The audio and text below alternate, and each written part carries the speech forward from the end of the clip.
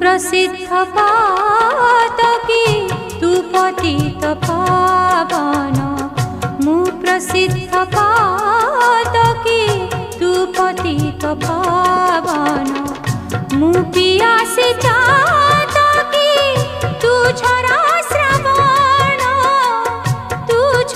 श्रावण मु प्रसिद्ध पातकी तू पतित पावन मु प्रसिद्ध पातकी तू पतित पावन।